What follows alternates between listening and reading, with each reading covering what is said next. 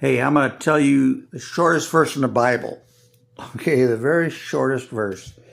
And some of you are not going to want to even hear it. You know, it's amazing to me.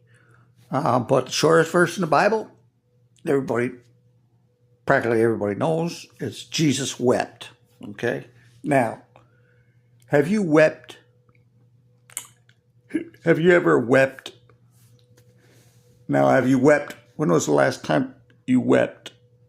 For like, maybe you lost a loved one and you wept when you lost it. Maybe it takes a lot for you to weep. Maybe you got a really hard heart. But in hell, there's going to be weeping and gnashing of teeth. I don't know what gnashing of teeth means, but in hell, there's going to be weeping and gnashing of teeth. And even today, we weep. We can weep. I was weeping for my cat. I was weeping for my grandmother when I saw them,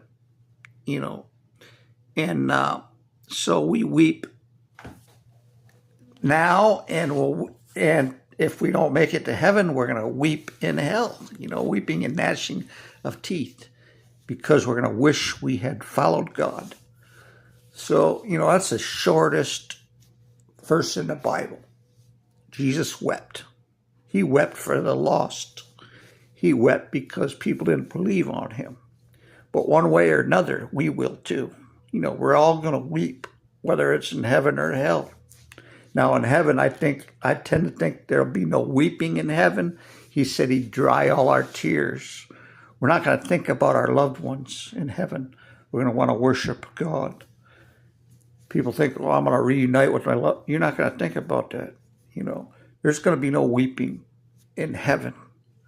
But maybe weeping of joy, and I don't know how that's possible to have weeping of joy. But anyway, that's the shortest book in the Bible. I know some people don't want to hear that. Anything to do with the word, whether it's the shortest. Now, the longest verse in the Bible, I looked it up one time. I can't remember what the longest, but the shortest verse is Jesus wept. And he wept almost like drops of blood. Like drops of blood coming out of his skin. He had the burden of the whole world on his shoulders. Glory to God. Glory to God.